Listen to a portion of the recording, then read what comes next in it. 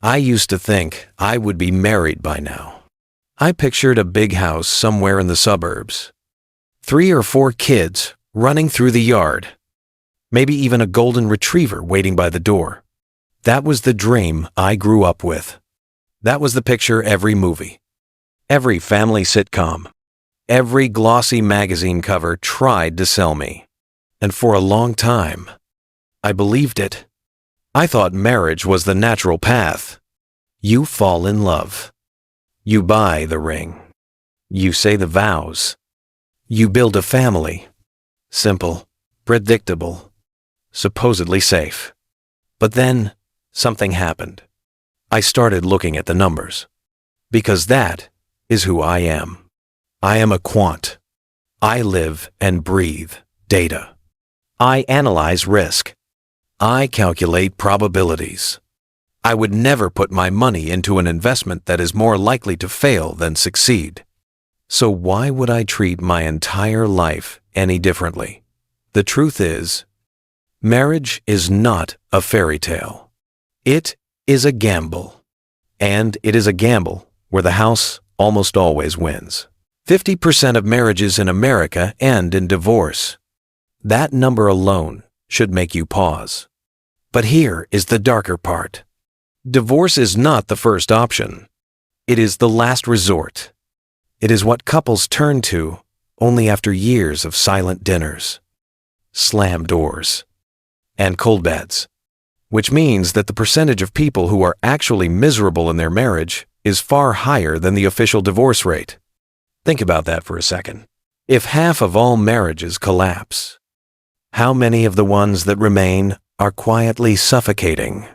How many couples stay together out of fear, out of shame, out of convenience, while love has already died? I have seen it with my own eyes. Friends who post smiling photos on Facebook but confess after a drink that they have not touched their spouse in years. Coworkers who drag themselves home to a house that feels like a prison cell. Uncles and aunts who bicker through every holiday dinner, while the kids pretend not to notice. That is not romance. That is not security. That is not what I want my life to look like. And yet, when I tell people I have no plans to marry, they look at me like I am the crazy one. They say, "You are educated. You are financially stable. You would make a great husband. So why not settle down?" As if marriage were the obvious next step, like renewing your driver's license or signing up for health insurance. But here is the question I keep asking. Would you willingly sign a contract where the odds of failure are 50%? Would you put everything you own, everything you dream of, everything you love, on the line for a coin flip? Because that is what marriage is today. A contract with the worst risk-reward ratio I have ever seen. Some people say, love is not about numbers. Love is about faith. Love is about trust. And I understand that. I really do. But faith does not pay the lawyer fees when the papers are filed. Trust does not shield your children from the trauma of watching their family split apart. Optimism does not protect you from the gossip of neighbors or the judgment of relatives who whisper, "They just could not make it work." You see, divorce is not just an ending. It is a scar that stretches across every part of your life. Financially, emotionally, socially, and spiritually. If faith is a part of your story, I have watched men crawl out of divorce court with nothing but half their paycheck and a pile of regret. I have seen women shrink under the weight of shame in communities that still treat divorce as a moral failure.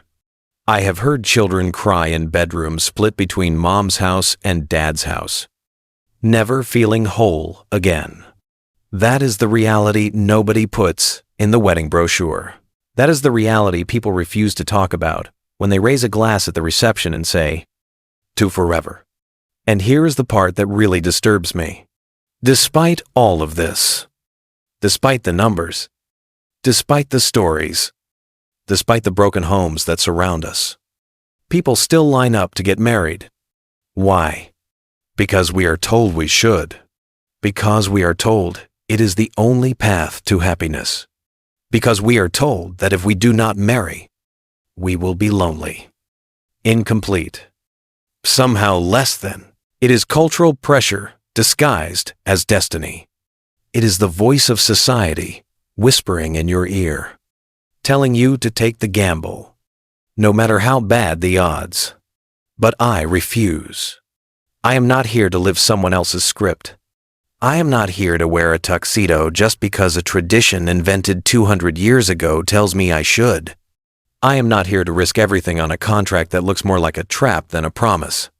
So tonight, I want to tell you why I will never get married. Not because I hate love. Not because I fear commitment. But because the data is clear. The history is clear. And my own eyes are clear. Marriage is not the safe haven it pretends to be. It is a coin flip that most people lose. If you think I am wrong, if you think I am bitter, if you think I am missing out, stay with me. Because what I am about to share may not only change the way you see marriage, it may change the way you see yourself. Let us start with divorce. 50%. That number should be carved into stone at the entrance of every wedding chapel. Half of all marriages in America collapse. And those are just the ones that make it to the courthouse. Behind that statistic is an even darker reality. Most couples do not rush to divorce at the first sign of trouble. They fight. They delay. They try counseling. They stay together for the kids. They swallow the loneliness, the resentment, the quiet despair. So when you see a divorce rate of 50%, what you are really looking at is the tip of the iceberg. Beneath the surface are millions of couples who are technically still married but emotionally already gone. I remember a friend of mine, a colleague who once whispered to me after a few drinks that he and his wife had not touched each other in years. They slept in the same house, but in different worlds. Every morning was a ritual of polite distance. Every evening, a performance for the children. On social media, they looked perfect, smiling at school concerts and birthday parties. But behind the closed door, they were two ghosts haunting the same space. That is not love. That is not partnership. That is survival. And when the breaking point finally comes, divorce rips through a family like a hurricane. Lawyers drain bank accounts. Assets are divided. Homes are sold. Retirement savings vanish. The children are shuttled between households like luggage on alternating weekends. Holidays become negotiations. Friends are forced to pick sides.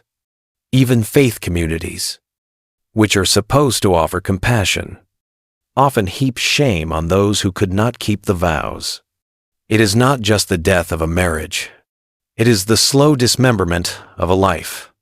So when people ask me why I refuse to marry, I ask them this: would you willingly step into a contract where 1 out of every 2 signers ends up financially crippled and emotionally scarred? Would you put your home, your savings, and your children on the table for a coin toss? Because that is what marriage is. A gamble with terrible odds and devastating consequences. Now, let us talk about infidelity. This is the part nobody likes to discuss openly. The numbers vary depending on the study. But most research hovers around the same grim truth. Somewhere between 40 and 60% of spouses admit to cheating at least once. And that is just the people willing to confess in a survey. Do you really believe the true number is lower? Or do you believe, like I do, that shame and denial keep the real figure hidden? I had a friend who worked as an EMT. He told me something I never forgot. When he was called to homes for what looked like a heart attack, it often turned out to be a panic attack. And in those moments, men who thought they were dying would grab his arm, eyes wide with terror, and spill the secret they had carried for years. They would confess to cheating on their wife. Not yesterday, not last week, But maybe 7 years ago, 10 years ago, something they thought they had gotten away with. But the guilt had been eating at them from the inside out, even as their wives never knew. Even as life went on, the weight of betrayal sat on their chests like a stone. And when their heart pounded and their breath shortened, it was that guilt that rose to the surface, as if their body could no longer keep the secret. That story told me something the statistics could not. Even when people cheat and think they have escaped the consequences, they pay a price. They live with a splinter lodged in the heart. It festers quietly. It infects everything. The marriage may limp forward. The family photos may continue. But underneath is rot. And here is the cruel irony. Half of marriages end in divorce. Half of spouses cheat. These are not separate problems. They are symptoms of the same disease. The system itself does not work. Imagine signing up for a flight, knowing that half of the planes crash and half of the pilots fall asleep at the wheel. Would you buy that ticket? Would you put your life in the hands of odds that bad? Marriage asks you to do exactly that. And society calls it romance. I know some of you listening may say, but my grandparents were married for 50 years. And yes, some marriages last. But longevity is not proof of happiness. I have seen elderly couples who have spent decades together, but cannot stand to be in the same room. They share a house, but not a heart. They endure each other rather than cherish each other. Is that really success? Is that really the model we want to imitate? I am not saying every marriage is doomed. I am saying the system itself is broken. When divorce and infidelity are this common, you cannot pretend they are accidents. They are not bugs. They are features. They are the natural outcome of forcing human beings into a contract that fights against our instincts, our desires, and often our happiness. So when I look at the data, when I hear the stories, when I remember what that EMT told me, I come to one conclusion. Marriage is not sacred. It is not safe. It is not even rational. It is a bet most people lose. And I have no interest in losing. Let us move beyond numbers for a moment. Because divorce rates and cheating statistics, as ugly as they are, still do not tell the full story. The deeper truth is this: marriage, as we know it today, is not ancient, not sacred, not eternal. It is a product, a social invention, a marketing campaign dressed up as destiny. Take the white wedding dress. For most of human history, brides did not wear white. They wore whatever their culture dictated, often bright colors, sometimes even black. It was not until the mid-19th century, when Queen Victoria wore a white gown, that the image took root. The newspapers spread the photo, and suddenly, white became the symbol of purity, of tradition, of romance. But it was never tradition before her. It was just one woman's fashion choice that became a cultural command. Or take the diamond ring. You probably think it is timeless, that men have always dropped to one knee and offered a sparkling gem as proof of devotion. But that ritual was born in the 20th century, crafted by a single advertising campaign. A diamond is forever. That slogan was not scripture. It was a marketing pitch, and it worked brilliantly. A stone that is not even the rarest in the world became the universal price of love. Why? Because a corporation convinced us it should be, and now people bankrupt themselves to buy one, as if love can be measured by the size of a rock.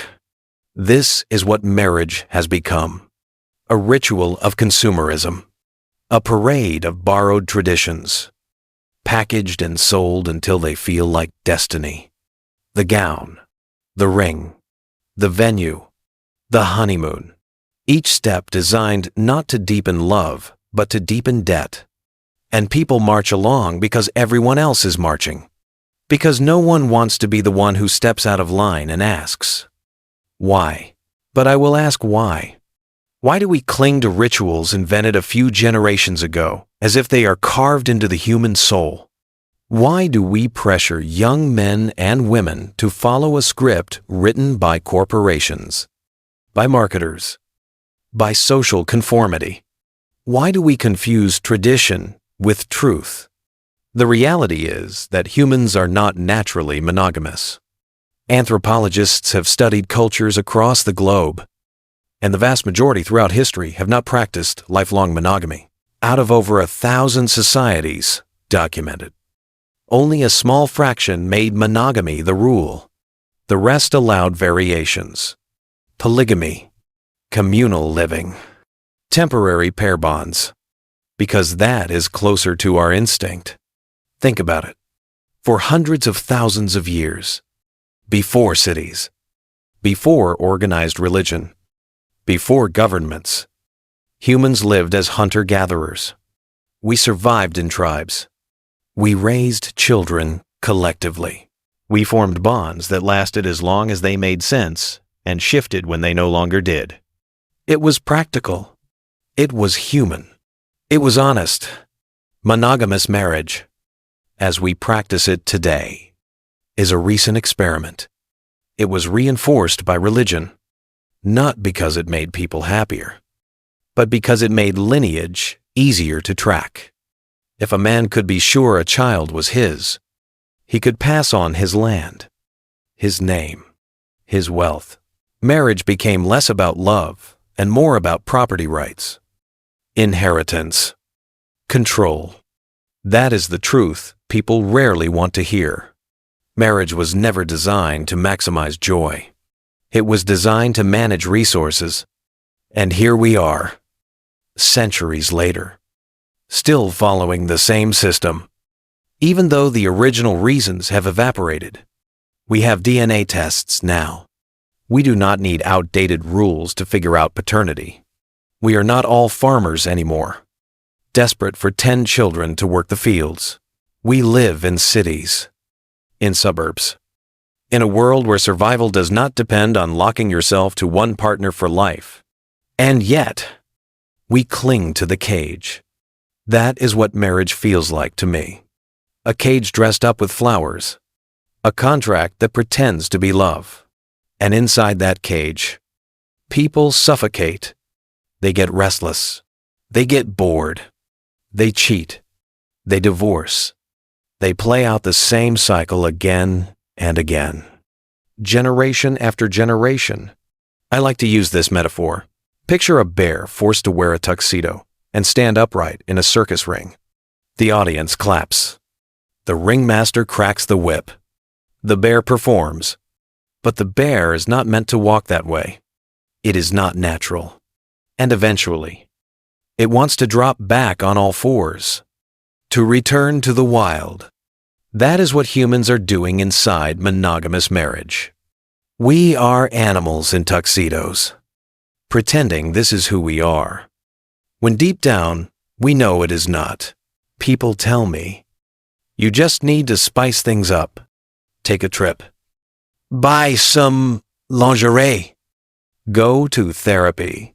But if you need to invent tricks to keep something alive, maybe it is already dead.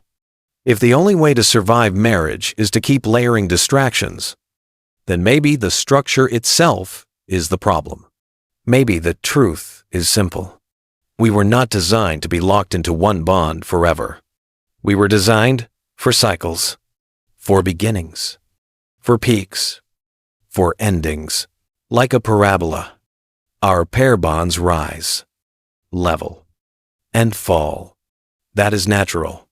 That is human.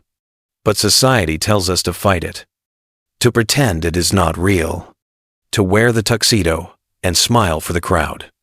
And what happens? We lie to ourselves. We lie to our partners. We smile in photos while dying inside. We tell each other we are still in love when all that remains is habit. And we wonder why half of marriages collapse and half of spouses cheat. It is not because people are broken.